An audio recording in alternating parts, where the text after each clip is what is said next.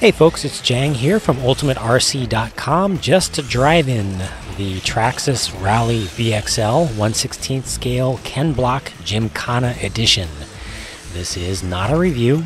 I'm just showing you some pretty plain, unedited driving footage from my early tests that I did in preparation for the actual review video, which is being done completely separate. I just wanted to show you some of the raw footage just so you could see what the experience really is like, because I can't show you too much video in the review itself. It would get quite long. So this is just driving the completely stock vehicle around the track at NorCal Hobbies in Union City, California, and this is obviously the outdoor asphalt racing track, and it's during the off-season when on-road racing is actually being done indoors on the carpet track they have inside. And the reason that I point out that this is off-season is that it actually changes the surface. Normally, the racing surface is kept well prepared. They use a very sticky compound. It is actually soda syrup. It's just very, very high in sugar, and that gets sprayed on the surface. So here, during the off-season, rain tends to wash that away, which gives you just a plain asphalt surface that's a lot more normal and a lot closer to what you would expect from just regular driving.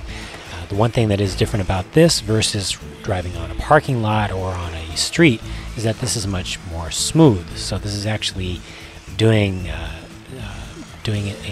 favor for the driving of the vehicle, actually making it work better by giving it a more consistent surface, but still has a little bit of dust on it, so it's not a fully prepped racing surface. And that's perfect because I wanted to get just a feel for how the vehicle drives by itself without having too much interference from the racing surface. Like I said, this is completely 100% bone stock, and I'm using the stock tires. Stock tires are slicks, but they are not soft. It's a very hard rubber compound, not hard enough for drifting. And I'm intentionally trying to go around and drift the corners a little bit, just drive it a little bit more aggressively than normal to get more of a feel for the exciting driving style that this vehicle promises to give, being a so-called Gymkhana styled car.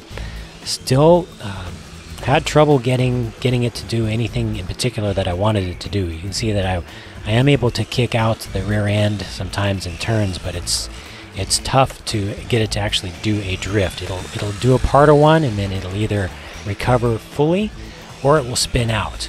It's definitely not driving like a drift car and not driving like a regular on-road car. But of course, you'll hear more about my actual full impressions of the vehicle in the full-on review video, which will be done separately and available on my channel. Please make sure that you are subscribed and check my channel for that video when it is done, and I hope to see you on the friendly forums at ultimaterc.com. Bye for now.